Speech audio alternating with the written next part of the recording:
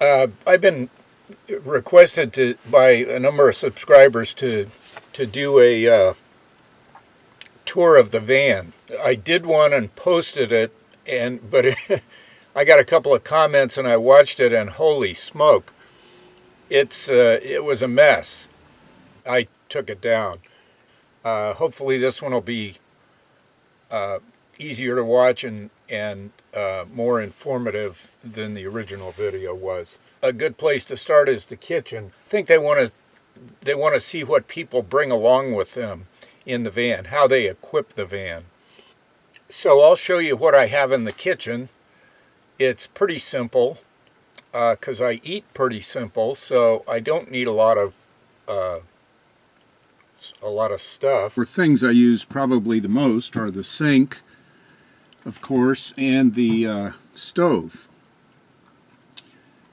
I have a drawer here, this drawer, and basically I've got a flashlight in it. I have a butane lighter to light the burner on the stove, some AA, AAA batteries,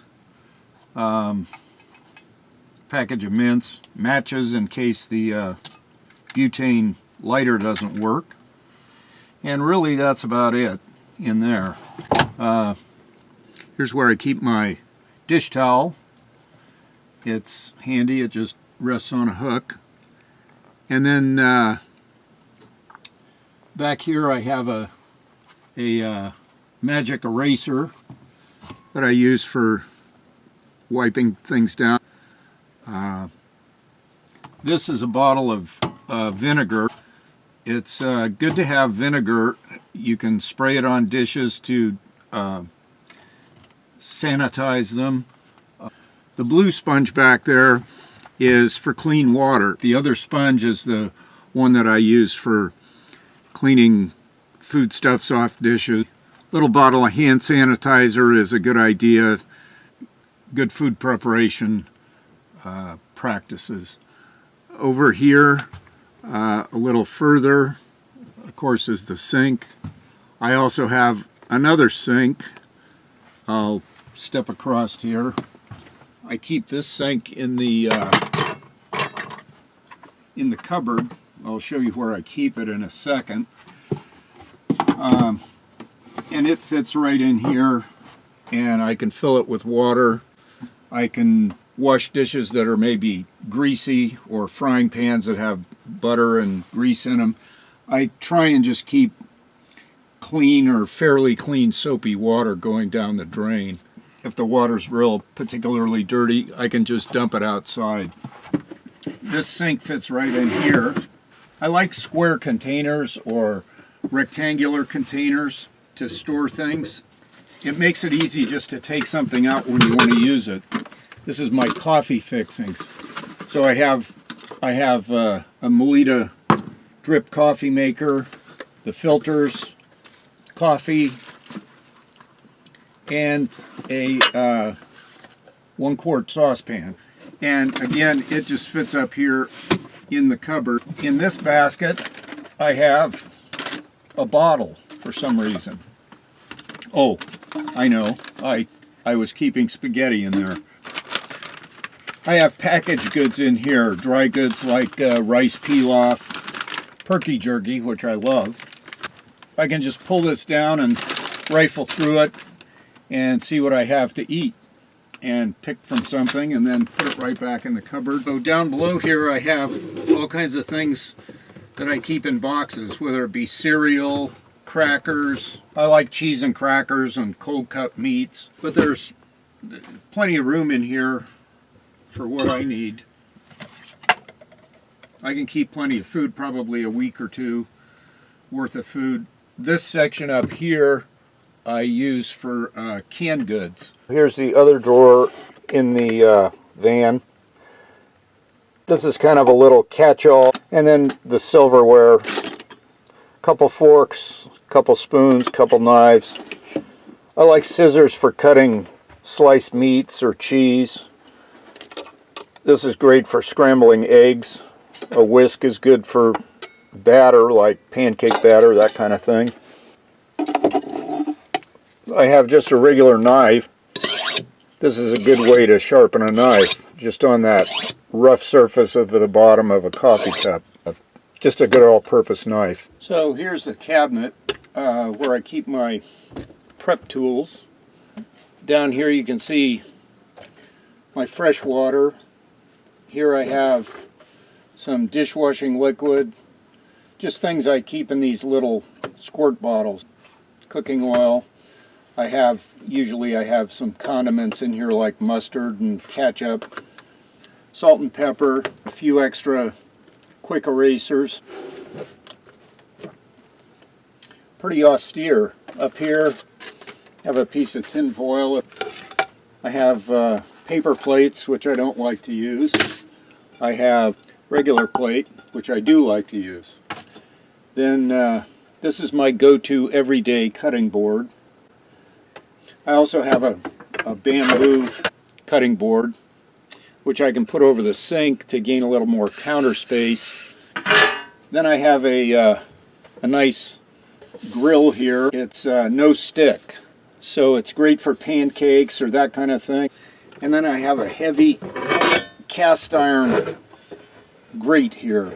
It's got a grill pattern on one side and it's smooth on the other side, so again, it's good for grilling sandwiches or that kind of thing. It's heavy. It sits on a blue kind of foam-filled pad, and that keeps it from moving around or making noise. I like having a lot of small towels because they keep things quiet. Plenty of room for more stuff. I have a spatula. Back here is a cereal or soup bowl, and here's a nice little frying pan for making scrambled eggs and bacon.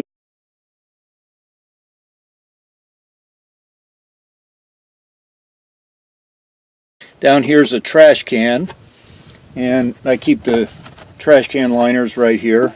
Down here I have a bigger frying pan with a handle that, let's see here, it folds out and snap. On the bottom shelf in the back I keep empties of the fresh water bottles, and when I find some fresh water I just fill them up and put them back up on top.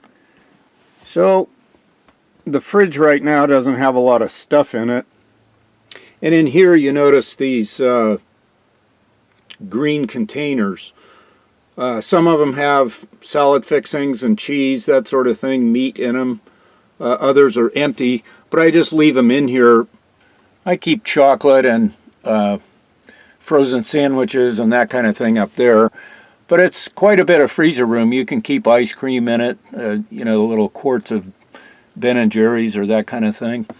And it does keep things frozen, at least if the weather isn't 100 degrees. There's a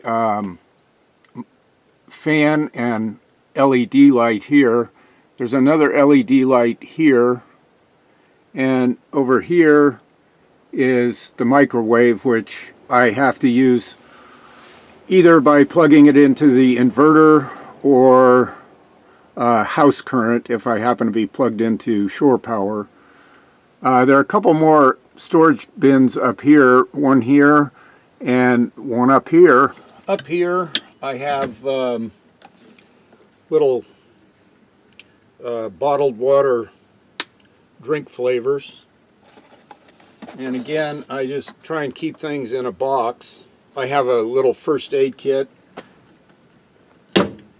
up here, so I have, you know, bread, cookies, trail mix, little spreads to put on things, potato chips, but there's still a lot of room in there to store stuff. So as you can see, there's plenty of room in the kitchen to store lots of stuff. That's a nice thing about a Roadtrek.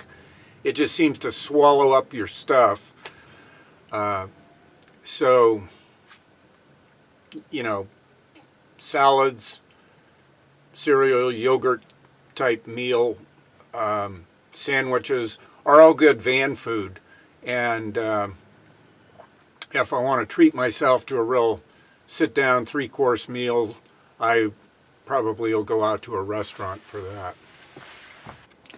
So, adjacent to the kitchen is a real nice clothes closet. I've got it about half full now. Some people have asked, where are you going to store the generator you got for the air conditioner in the back there? And I found a little spot for it here in the clothes closet.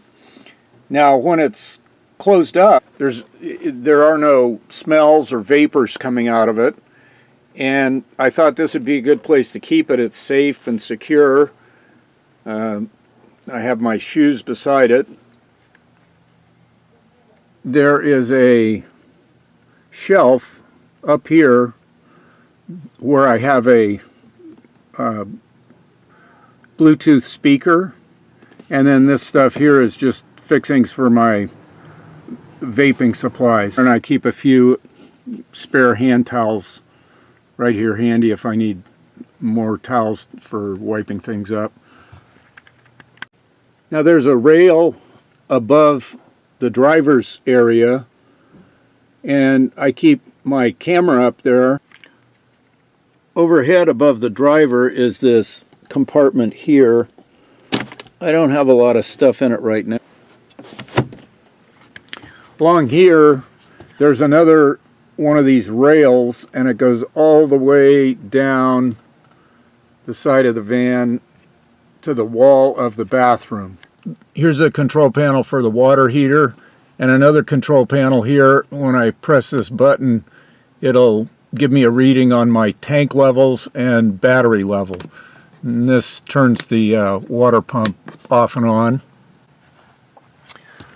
Up here I just keep napkins, paper towels, shop towels, a few extra shopping bags, and up front I just, whenever I get a receipt, I just throw it up there. When it fills up, I go through them and see if there's anything I need to keep for something I might be returning. The back seat, or the back of the seat, I guess we'll call it. That's where I keep my shopping bag. Of course, we always have to have a bubble wand. These little kinds of strap bags are handy if you need to carry more with you than just maybe a cell phone or a wallet. I also have this gravity chair in here, and I'll do a demo of that gravity chair and show you what it's like. So here's the gravity chair. Who says you can't be comfortable in a van? It just opens right up, like so. There we go. And you just sit down in it. It's a nice lounge chair. It's got a headrest. And when you want to take a little snooze or relax a little more, you just kick it up and away you go. You got yourself one hell of a comfortable chair. Yeah.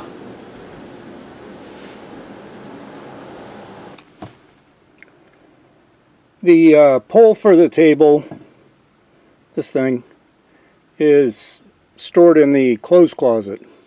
And all you have to do is drop it in this heavy-duty bracket here on the floor, and then get the table out. So the table has a heavy-duty bracket here that fits right up on top here, and I'll put it on and show you. I need two hands, so I'll put the camera down for a second. I get notes like this all the time, under the windshield, stuck to the van. These things are unbelievably in high demand. So if you are searching for one, let me know. I'll see if I can help you find one. But believe me, when you get one, seeing notes like this is not going to be an unusual occurrence. It's going to be a regular occurrence. It's handy. This is a little night light. If you go to the bathroom at night or something, it gives enough light for you to be able to see something. I keep a couple of bungee cords up here. Bungee cords are always handy, and I never seem to be able to find one when I need it, so I just keep a couple strapped up here. If I need a bungee cord quick, boom, I've got it. So the bathroom is a bathroom. The main thing I wanted to show about the bathroom was originally it came with a one-piece shower curtain, and I replaced it with 2 shower curtains. One shower curtain, and move it out this direction around here and block out the bedroom. I can move the other shower curtain out this way and make the bedroom and bathroom a private area. We all kind of know what a bathroom is. You got a toilet. I've got a shower controls down there, and up under here there is the shower. Let's see if you can see it. There you go. The shower head, and it's on about a 6 or 7 foot hose. Well, the way it works is up here, that shower curtain I was talking about over here swings out and comes around here to about here, and the other shower curtain, the one up here in front, comes around this way and meets up with it here. So it creates a little shower stall, and then down here in the floor is a drain, and you just open up the drain, obviously removing the carpet so it doesn't get wet, and remove the drain, and then take your shower, and the water drains out into the gray water holding tank. I've chosen the driver's side, but you could just as easily choose the other side. I just use this half for my sleeping arrangement, but it's great. I come back here and kick back and watch a video, that kind of thing. There is a blank wall. Let's see if I can get it in here, right up here, right above this bed. There's a blank wall, and I'm going to put a shelf right here that folds down that I can put my computer on, so I'll have a nice screen to watch a movie or that kind of thing on. Now up here on either side is where I keep my bedding. A lot of room. I haven't used it all up. Other side is the same thing with more blankets and pillows in it. You can open the window, and then these zippers come down to hopefully keep any bugs out, which they do a good job. I really don't have problems with bugs. And the curtains, as you can see, not exactly my favorite color combination. They hold them up with snaps, and they run down these little rails, so they're very easy to put up and down. There's a reading light back here. I haven't changed it to LED yet. I have to find the right bulb to put in there. The other side of the van, for the most part, is empty. This is where I keep my electric bike. That's where I keep my Panama hat when not in use. And that little curly cube piece of styrofoam keeps it from sliding off the seat. Down here is a pretty big cabinet here to hold stuff. I really don't have very much in it. This is just an empty box.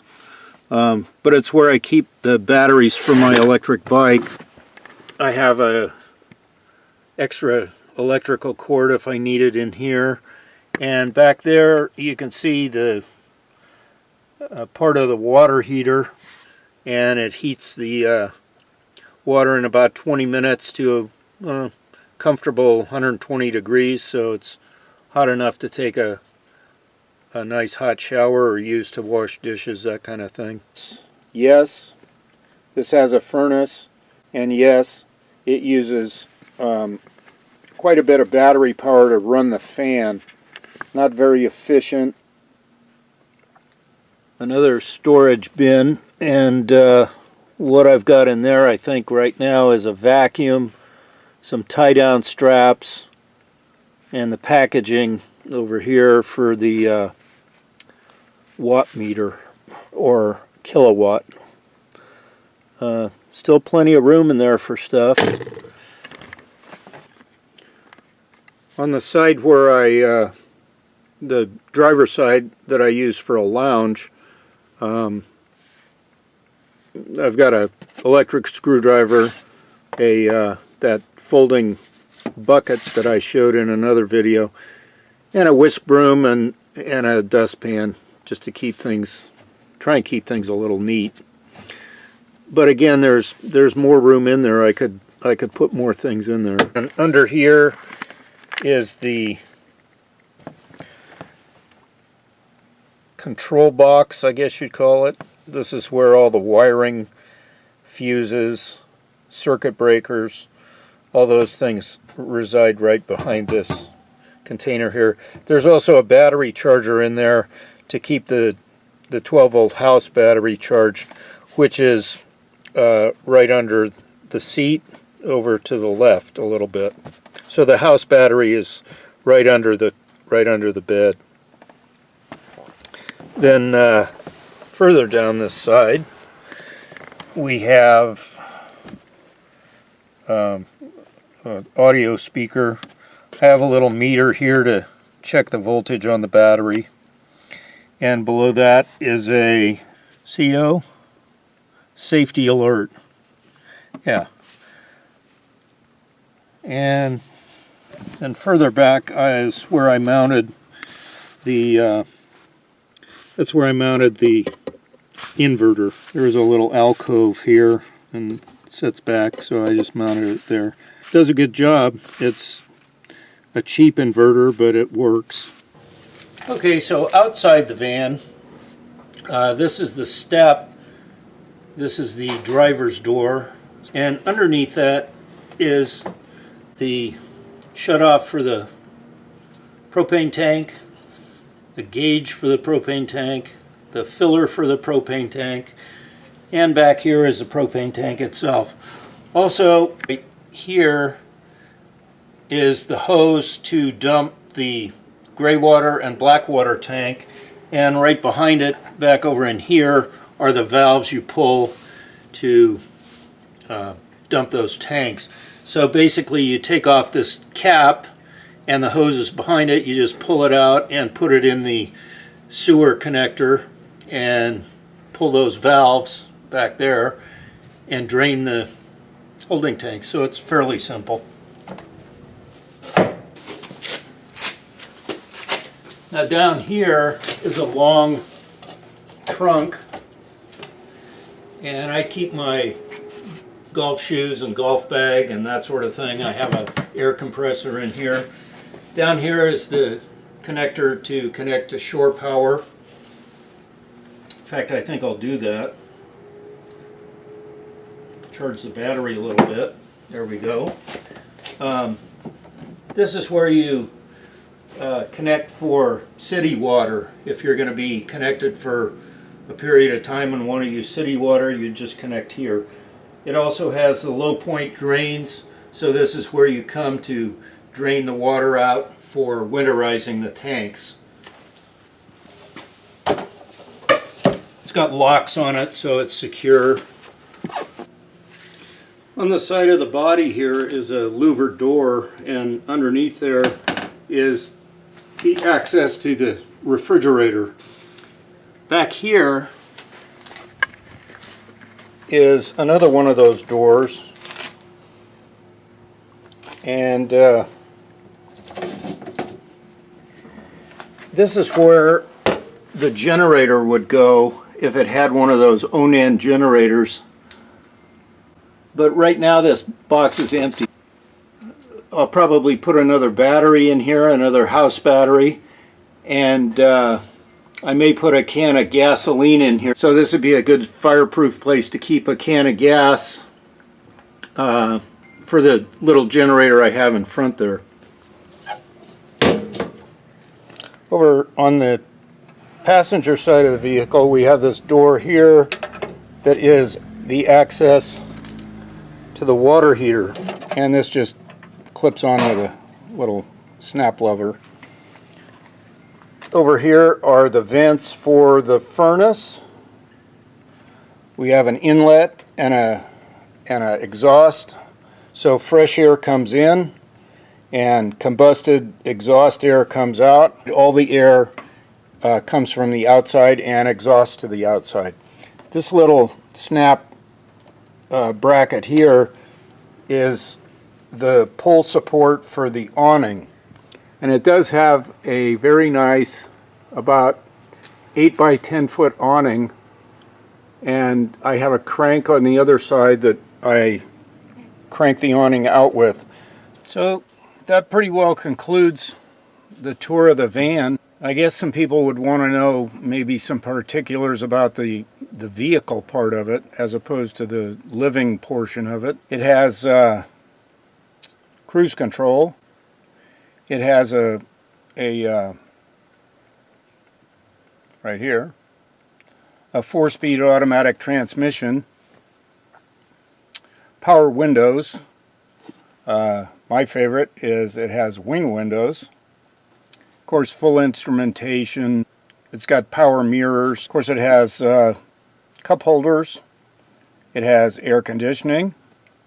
It has a radio, which is getting kind of old. I'll probably need to replace that. And these seats here are Shield seats. They're very well made, ergonomic seats. They have headrests. They recline. It has armrests on both sides, but they're very comfortable seats. They're all manual. There's no electronics, so you don't have to worry about them breaking or not working on a long trip. There's also a cup holder here, and there's cup holders all over the place. Cup holder there. I've serviced it. I've done all the mechanical work that needs doing. The last thing is I have to change ball joints, but other than that, it runs good. And mileage wise, it was rated when it was new at an EPA rating of 13 city, 17 highway, and on my trips I'm pretty judicious about keeping track of fuel, and that's exactly the mileage figures that I get, is 13 city, 17 highway, with an overall of about 15 miles per gallon average. So I'm happy with that. That's better than I thought it would be. When you're carrying your house on your back, your mileage isn't going to be as good as it would be if you were driving a Honda Civic or an electric hybrid or something like that. So 15 miles per gallon, 17 on the highway, pretty good. It's getting near to Mercedes Sprinter mileage figures. So I'm happy with that, being it's a gas engine. The engine is a 318 Dodge engine, so it's a small block engine. As far as mechanicals and stuff, if you're a mechanical person, you know this kind of stuff, and if you're not mechanical, it's really not interesting to most people. So that's about as far as I'll take that. It's a good vehicle. It runs good, handles well. It's comfortable to drive long distances. I've driven as many as 10 hours in a day, 600 miles I've logged in a 10-hour stretch.